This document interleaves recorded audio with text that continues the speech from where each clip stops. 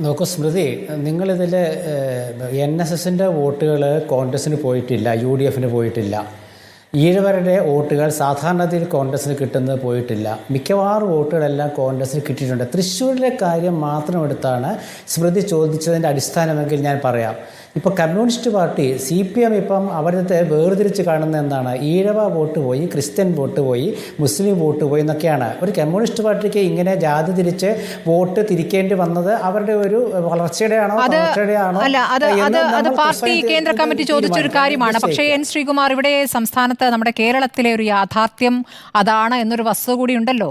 ആ രൂപത്തിലാണ് എല്ലാ ആലോചനകളും പോകുന്നതെന്ന്, പിന്നോട്ട് നടക്കുന്നവരാണ് എന്നുള്ളൊരു സാഹചര്യം വന്നു കഴിഞ്ഞല്ലോ. അപ്പോൾ ആ കണക്കെടുക്കേണ്ടി വരും എന്നുള്ളൊരു പ്രധാനപ്പെട്ട കാര്യമാണ് ഞാൻ ചോദിച്ചത്. ഇപ്പോൾ നിങ്ങൾക്ക് നഷ്ടപ്പെട്ടില്ല, കൂടി ഇപ്പോൾ വിജയിച്ചു എന്ന് പറയുമ്പോഴും എല്ലാ സ്ഥലങ്ങളിലും എല്ലാ മണ്ഡലങ്ങളിലും BJP പടിപടിയായി അവരുടെ വോട്ട് ഷെയർ ഉയർത്തിയിട്ടുണ്ട് എന്നുള്ള യാഥാർത്ഥ്യമുണ്ട്. അതിൽ കോൺഗ്രസിൻ്റേതുമുണ്ട്, CPMൻ്റേതുമുണ്ട്.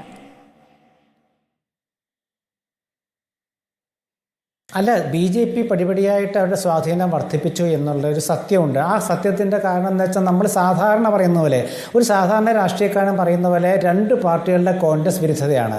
ഒന്ന് ഭരിക്കുന്ന CPMൻ്റെ CPIയുടെ, രണ്ട് BJPയുടെ. ഇപ്പോൾ കേരളത്തിൽ ഇടതുമുന്നണി മൊത്തം കോൺഗ്രസിനെതിരാണ്, BJP മൊത്തം കോൺഗ്രസിനെതിരാണ്. അപ്പോൾ അങ്ങനെ വരുമ്പോൾ ഇടതുമുന്നണിയുടെ വോട്ട് BJPക്ക് ചെയ്താൽ കോൺഗ്രസിൻ്റെ ശക്തമായ വിരോധികൾ അത്ഭുതപ്പെടാനില്ല. നമ്മൾ പറയുന്നതെന്ന് വെച്ചാൽ, തൃശ്ശൂർ പോയത് വലിയ തോൽവിയാണ് സ്മൃതി, സംശയം വേണ്ട. തൃശ്ശൂരിൽ കോൺഗ്രസ് നഷ്ടപ്പെടാൻ പാടില്ല. ഇവിടെ തൃശ്ശൂരിൽ കോൺഗ്രസിന് അപജയം ഉണ്ടായത് പെട്ടെന്നല്ല. 10-15 വർഷമായിട്ട് തൃശ്ശൂരിലെ കോൺഗ്രസിൻ്റെ വോട്ടുകളൊക്കെ മരവിച്ച് കിടക്കുകയാണ്, വോട്ട് പോയിട്ടില്ല. ഇവിടുത്തെ ലോക്സഭാ തെരഞ്ഞെടുപ്പിൽ കോൺഗ്രസ് ജയിക്കുന്നു. 2016 ജയിച്ചു, 2021 ജയിച്ചു, ഇപ്പോൾ 2019 ജയിച്ചു, 24 ജയിക്കുന്നു. അതിന് മുമ്പ് ജയിച്ചിട്ടുണ്ട് കോൺഗ്രസ് ലോക്സഭകളിൽ. എന്തുകൊണ്ട് നിയമസഭകളിൽ പരാജയപ്പെടുന്നു? രണ്ട് കാര്യമുണ്ട്. ഒന്ന്, അടിസ്ഥാനപരമായിട്ട് നിയോജക മണ്ഡല അടിസ്ഥാനത്തിലുള്ള കോൺഗ്രസിൻ്റെ പ്രവർത്തകരുടെ ആ ഒരു മടി. രണ്ടാമത്തെ കാര്യം എന്താണെന്ന് വെച്ചാൽ, അവരുടെ സ്ഥാനാർത്ഥി നിർണയത്തിലെ പാളിച്ചകൾ. കൂടുതൽ ചെറുപ്പക്കാരായ സ്ഥാനാർത്ഥികളാക്കാൻ പറ്റുന്ന ചെറുപ്പക്കാർ തൃശ്ശൂരിൽ വളർന്നു വരുന്നില്ല. അത് യാഥാർത്ഥ്യമാണ്, സത്യം. ഞാനീ സത്യം ഒരു കോൺഗ്രസ് അനുഭാവിയായ എനിക്ക് സത്യം തുറന്നു പറയേണ്ടി വരികയാണ്. തൃശ്ശൂരിൽ കോൺഗ്രസിന് നിർത്താൻ പറ്റാവുന്ന സ്ഥാനാർത്ഥികൾ, ചെറുപ്പക്കാർ വളർന്നു വരുന്നില്ല. വളരാൻ അനുവദിക്കാത്ത ഒരു സാഹചര്യമില്ലേ? ഇനിയിപ്പോൾ അങ്ങോട്ടേക്ക് പുതുതായി ചിലർക്ക് വരാൻ ആഗ്രഹമുണ്ടെങ്കിൽ പോലും പാർട്ടിയിലെ ചില നേതാക്കളെങ്കിലും തടസ്സം നിൽക്കുകയാണെന്ന് പറഞ്ഞത് കെ മുരളീധരനാണ്. അത് സെലിബ്രിറ്റികളുടെ കാര്യത്തിലാണ് അദ്ദേഹം പറഞ്ഞതെന്ന് മാത്രം. അല്ല, തൃശ്ശൂരിൽ അങ്ങനത്തെ ഒരു അവസ്ഥയില്ല. കാരണം എന്താ വെച്ചാൽ, വളർന്നു വരുന്ന നേതാക്കളെ പ്രോത്സാഹിപ്പിക്കാനേ ഇവിടെ ആളുള്ളൂ. കാരണം എന്ന് വെച്ചാൽ, ഇവിടെ നേതൃതലത്തിൽ അങ്ങനത്തെ ഒരു പ്രശ്നമില്ല. കാരണം അതിൻ്റെ ചെറുതായിട്ടൊക്കെ എല്ലാവർക്കൊക്കെ ഉണ്ടാവില്ലെന്ന് പറയുന്നില്ല. പക്ഷേ ചെറുപ്പക്കാരായ സ്ഥാനാർത്ഥികളാകാനുള്ള കാൻഡിഡേറ്റ്സിൻ്റെ ആ ഒരു മുഖമുള്ളവർ ഇനിയും വളർന്നു വരേണ്ടതായിട്ടുണ്ട് തൃശ്ശൂരിൽ. ഞാനിത് പറയുമ്പോൾ ഒരുപക്ഷെ എൻ്റെ സുഹൃത്തുക്കളെല്ലാവരും എന്നെ എതിർത്തോട്ടെ. പക്ഷേ ഞാനിത് പരസ്യമായിട്ട് പറയുന്നത് കോൺഗ്രസ് അക്കാര്യത്തിലൊരു തീരുമാനം എടുക്കണം എന്നുള്ളതാണ്. ഇവിടെ വയനാട്ടിലെ ഈ ഒരു ക്യാമ്പ് എക്സിക്യൂട്ടീവ് എടുക്കേണ്ട തീരുമാനം എന്താണ്? ജില്ലാതലത്തിലും പ്രാദേശിക തലത്തിലും മണ്ഡലം തലത്തിലും എത്ര പ്രാദേശികമായിട്ടുള്ള കോൺഗ്രസ് നേതാക്കൾ ജനകീയരായി തീരുന്നുണ്ടെന്നുള്ളതാണ്. ജനകീയത എന്നുള്ളത് കോൺഗ്രസ് നഷ്ടപ്പെടുമ്പോഴാണ് വാർഡിൽ CPM ജയിച്ചു പോകുന്നത്. ഇപ്പോൾ നോക്കൂ സ്മൃതി, ലോക്സഭാ തെരഞ്ഞെടുപ്പിൽ ഉണ്ടാക്കിയ പൊതു അജണ്ട പോലെ തന്നെ ഈ തദ്ദേശ ഇലക്ഷനിലും പൊതു അജണ്ട ജനങ്ങൾ ഉണ്ടാക്കും. കാരണം എല്ലാ തദ്ദേശ സ്ഥാപനങ്ങളിലും ഭൂരിപക്ഷവും ഭരിക്കുന്നത് CPM ആണ്. ആ CPMൻ്റെ നിലപാടുകൾക്ക് ജനങ്ങൾ എതിരാണ്. പക്ഷേ അവരുടെ വോട്ടുകൾ സമാഹരിക്കാനുള്ള ഒരു മുഖം വളർന്നു വരണം. അവിടെ NSSഉം SNDP ഒന്നും ഒരിക്കലും BJP പിന്താങ്ങുമെന്ന് ഞാൻ കരുതുന്നില്ല. കാരണം അങ്ങനെ ഒരു സമീപനം സുകുമാരൻ നായരുടെ ഭാഗത്തുനിന്ന് ഉണ്ടായിട്ടില്ല. തൃശ്ശൂരിലെ പ്രത്യേകത, ഞാൻ സുരേഷ് ഗോപിയുടെ പ്രത്യേകത എന്ന് പറയുമ്പം അത് സമ്മതിക്കാത്ത രണ്ട് കൂട്ടരേ ഉള്ളൂ. ഒന്ന് CPMകാർ, രണ്ട് നമ്മുടെ ക്രൈസ്തവ മതമേലധ്യക്ഷന്മാരും. ഈ രണ്ട് കൂട്ടർ വെച്ച് ബാക്കി എല്ലാവരും ഞാൻ പറയുന്ന കാര്യം ശരിവെക്കുന്നത്. എന്താ കാരണം എന്നറിയാമോ? ഇവിടെ BJP അല്ല എന്ന് ഞാൻ പറയാൻ കാരണം, സുരേഷ് ഗോപി ജയിച്ച ശേഷം BJPയുടെ നയങ്ങളും പരിപാടികളും കൊണ്ടാണ് BJP ജയിച്ചതെന്ന് അദ്ദേഹം പറഞ്ഞിട്ടില്ല. അദ്ദേഹം പറഞ്ഞത് മോദി, അമിത്ഷാ. അതിനുശേഷം അദ്ദേഹം പുകഴ്ത്തിയത് ഇന്ദിരാഗാന്ധിയെയും കരുണാകരനെയും നായനാരെയും ഒക്കെയാണ് പുകഴ്ത്തിയത്. അപ്പോൾ അതിൻ്റെയൊക്കെ അർത്ഥം നമുക്ക് മനസ്സിലാവില്ലേ?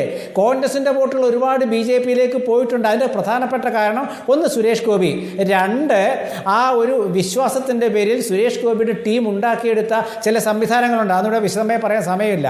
ഇതിലൊക്കെ നമ്മുടെ ഹിന്ദു സമൂഹത്തിൽപ്പെട്ടവരും അതുപോലെ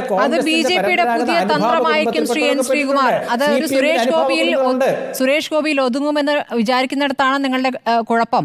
അത് സുരേഷ് ഗോപിയിൽ ഒതുങ്ങണമെന്നില്ല, അതൊരു പുതിയ തന്ത്രമായിരിക്കുമെന്നേ. അല്ല BJP ഇവിടെ 3 സ്ഥലത്താണ് രാഷ്ട്രീയ പോരാട്ടം നടത്തിയത്. പത്തനംതിട്ട, ആറ്റിങ്ങൽ, തിരുവനന്തപുരം. അവിടെ അവരുടെ തന്ത്രം അവിടെ തോറ്റുപോയല്ലോ, അവിടെ ജയിച്ചില്ലല്ലോ, അവിടെ ഫലവത്തായില്ലല്ലോ. തിരുവനന്തപുരത്ത് ഇതുപോലെ തന്ത്രം പയറ്റിയ കാലം ഉണ്ടായിട്ടില്ലല്ലോ. എന്തുകൊണ്ട് തോറ്റു? 15,000 വോട്ടാണെങ്കിലും 15,000 വോട്ടാണല്ലോ. അതുപോലെ ആറ്റിങ്ങലിന് 3,000 1000 എന്തെങ്കിലും ആയിക്കോട്ടെ, എന്തുകൊണ്ട് തോറ്റു വി മുരളീധരൻ? അതുപോലെ അവരുടെ വോട്ട് എന്തുകൊണ്ട് ആലപ്പുഴയിൽ കൂടിയെന്നുള്ള കാര്യം അവർ തന്നെ തർക്കിച്ച് സമയം കളയുന്നുണ്ട്. അങ്ങനെ തർക്കിച്ച് സമയം കളയേണ്ട കാര്യമില്ല. അതൊക്കെ വ്യക്തിപരമായി കിട്ടുന്ന കുറേ വോട്ടുകളും സമുദായ വോട്ടുകളൊക്കെ ഉണ്ട്. BJPയുടെ രാഷ്ട്രീയമായ തോൽവിയാണ് 3 സംഭവിച്ചത്. തൃശ്ശൂരിൽ BJPക്ക് രാഷ്ട്രീയ വിജയമില്ല, ഞാൻ അടിത്തറയിട്ട് പറയുന്നു. പക്ഷേ ഇത് പറയുമ്പോൾ എന്താ വെച്ചാൽ BJPയുടെ ചിഹ്നത്തിൽ ജയിച്ച്, താമര ചിഹ്നത്തിൽ ജയിച്ച് BJP അല്ലാണ്ട് പിന്നെ ആരാ എന്ന് തിരിച്ചൊരു ചോദ്യം ചോദിക്കും. അപ്പോഴാണ് എനിക്ക് ഉത്തരം പറയാനുള്ളത്. 7 അസംബ്ലി മണ്ഡലങ്ങൾ തൃശ്ശൂർ ലോക്സഭാ മണ്ഡലത്തിലുണ്ട്. 6 BJP ആണ്.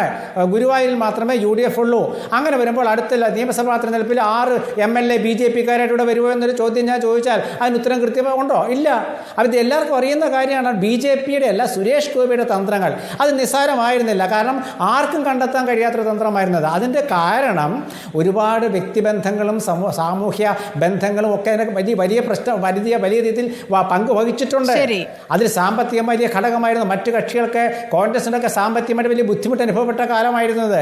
പിന്നെ CPMന്റെ ഇടതുമുന്നണിയുടെ തോൽവിക്ക് അവരുടേതായ കാരണങ്ങളുണ്ട്. അവർ തോൽക്കുമ്പോൾ അവർ സുരേഷ് ഗോപിയിലേക്ക് ചായുന്നത് എന്തുകൊണ്ടാണ്? കരുവന്നൂർ പുറത്തു വരാതിരിക്കാനാണ്. കരുവന്നൂർ വിഷയം പുറത്തു വരാതിരിക്കാനാണ്. അവരുടെ CPMന്റെ നേതാക്കളെ ED ചോദ്യം ചെയ്ത് പുറത്തു വരാതിരിക്കാനാണ്. CPMന്റെ സുനിൽകുമാറിൻ്റെ തോൽവി സംഭവിക്കാൻ കാരണം എന്താണെന്ന് ഇപ്പോഴും അവർ ചർച്ച ചെയ്യുന്നതേ ഉള്ളൂ. പക്ഷേ സുനിൽകുമാർ പറയുന്നു എന്നെ തോൽപ്പിച്ചത് എങ്ങനെയാണെന്ന്. ആ BJPയുടെ സുരേഷ് ഗോപിയുടെ ജയത്തോടൊപ്പം നിൽക്കുന്ന CPMന്റെ പിന്തുണയുള്ള മേയറെ മാറ്റൂ എന്ന് CPI പറഞ്ഞിട്ട് എന്തുകൊണ്ട് CPI കേൾക്കുന്നില്ലെന്ന ചോദ്യം വരികയാണ് ഇവിടെ. എന്താ മാറ്റാത്തെ? ഇതൊക്കെയാണ് പ്രശ്നം. അപ്പോൾ കോൺഗ്രസിനെ സംബന്ധിച്ചത് ഇതാണ്. കോൺഗ്രസിനെ സംബന്ധിച്ചുള്ള ജയം BJPയുടെ അജണ്ടയല്ല, സുരേഷ് ഗോപിയുടെ വളരെ ഭംഗിയായ ഒരു അജണ്ടയുണ്ട്. ഞാനതിൽ അദ്ദേഹത്തെ അഭിനന്ദിക്കാനാണ് ശ്രമിക്കുന്നത്. കാരണം അദ്ദേഹത്തിന് വാശിയുണ്ടായിരുന്നു. തൃശ്ശൂർ എടുക്കുമെന്ന് പറഞ്ഞപ്പോൾ പരിഹസിച്ചപ്പോൾ എങ്കിൽ എടുത്തേ ഇരിക്കുമെന്ന വാശി ഉണ്ടായിരുന്നു. ആ വാശി കണ്ടെത്താൻ കേഡർ പാർട്ടിയായ കമ്മ്യൂണിസ്റ്റുകൾക്ക് കഴിഞ്ഞില്ല. കോൺഗ്രസിനാണെങ്കിൽ അത് കഴിയാതെ പോയത് സംഘടനാപരമായ ദൗർബല്യം മാത്രമല്ല, സുരേഷ് ഗോപിയുടെ ടീമിലുണ്ടായിരുന്നവർ കോൺഗ്രസിനെ പരമ്പരാഗതമായി പിന്താങ്ങുന്ന കുടുംബങ്ങളും വ്യാപാര വ്യവസായ സമൂഹത്തിൻ്റെ പ്രതിനിധികളുമായിരുന്നു.